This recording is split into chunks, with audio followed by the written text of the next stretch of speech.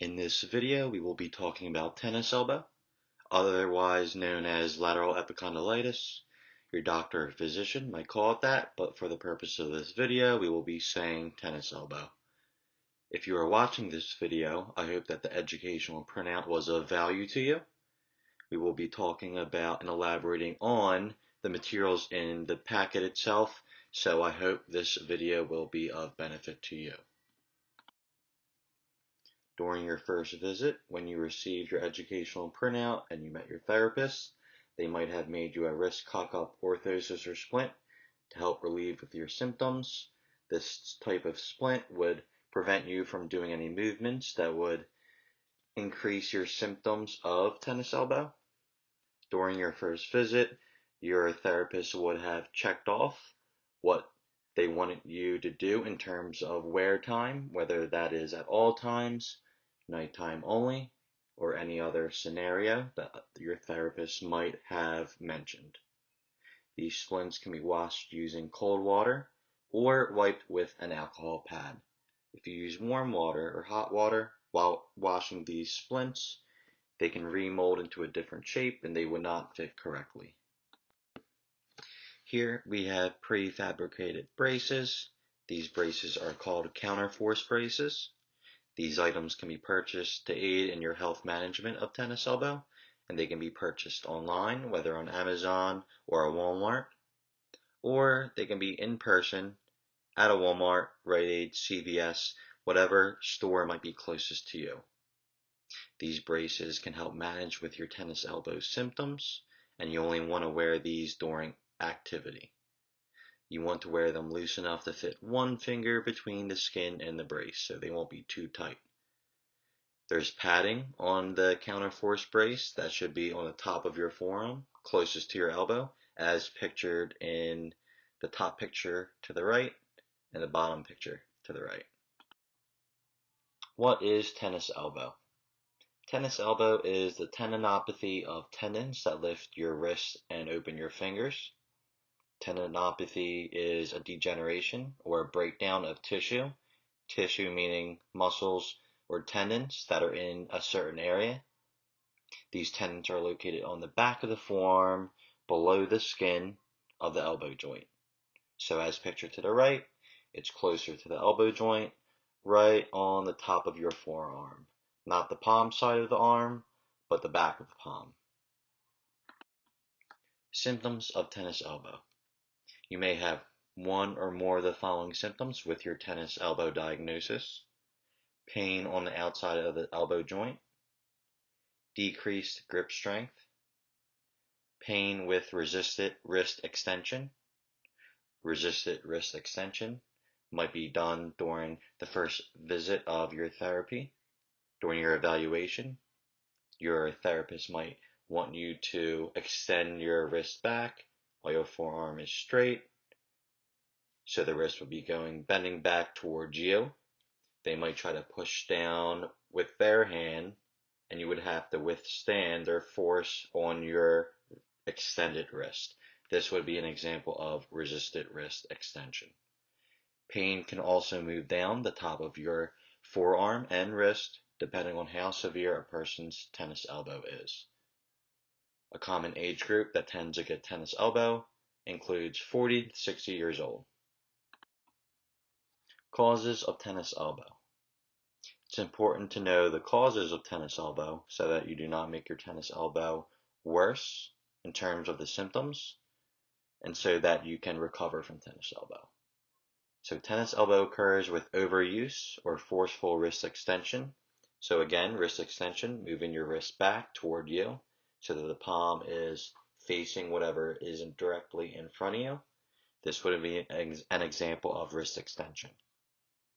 Activities that you might do every day, a job, anything else that involves this motion might be affecting your tennis elbow. As we age, the following aspects decrease: range of motion, so motion in general, strength, and endurance. These factors can affect the muscles and tendons on the back of the forearm and contribute to tennis elbow. So what is the prognosis? Or other words, when will your tennis elbow go away? The answer isn't too much of a pinpoint answer. The recovery time is different for everybody. It can be from a few weeks to up to a year. Treatment usually lasts in occupational therapy or in hand therapy in general, up to 6 to 8 weeks on average, although symptom relief could take a little bit longer with your tennis elbow. So overall, healing times will vary. Your therapist will have more information on how long your tennis elbow might last depending on your symptoms that you present to them. Here we will be talking about modality use and its benefits, specifically the modality use of heat. This is what you will be using with your tennis elbow. Heat can be in the form of a hot pack if you have that at home. If not, there is a way of creating your own hot pack.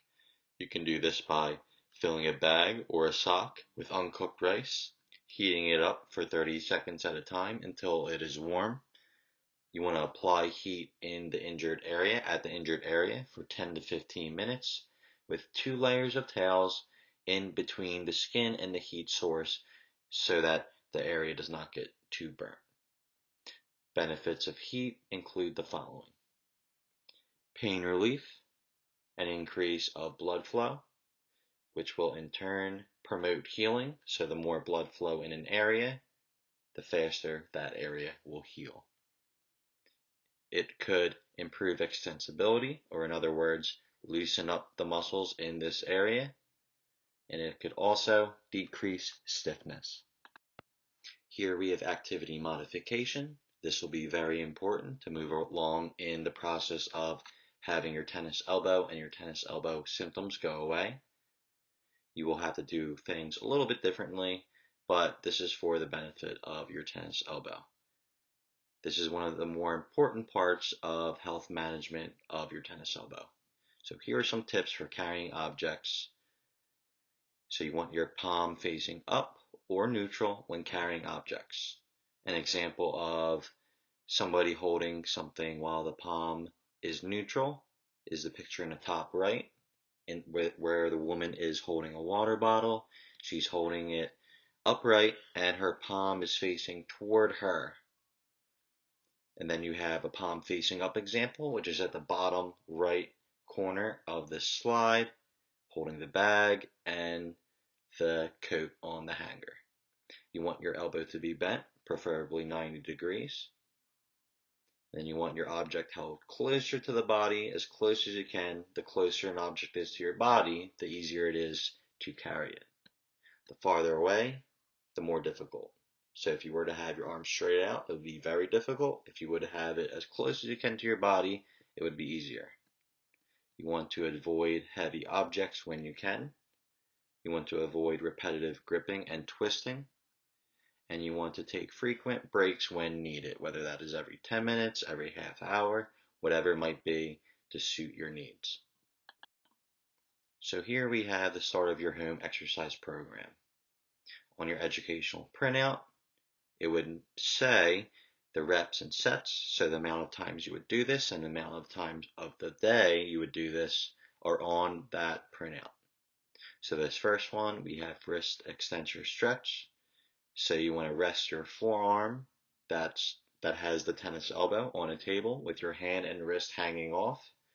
You want to assist the hand that's hanging off and bend it downwards. You want to give it a hold, about a 5 to 10 second hold, just to get a stretch of the muscles on the top of your forearm. This is a baseline of the exercise. If you want to make it a little bit more difficult and progress maybe a little bit after you get used to this version of the wrist extensor stretch, you can straighten your arm out in front of you, nice and straight, and then you can do the same thing, bend and holding it downwards to get a little bit more of a stretch. So lastly, we have the eccentric wrist extension exercise. This exercise involves a weight.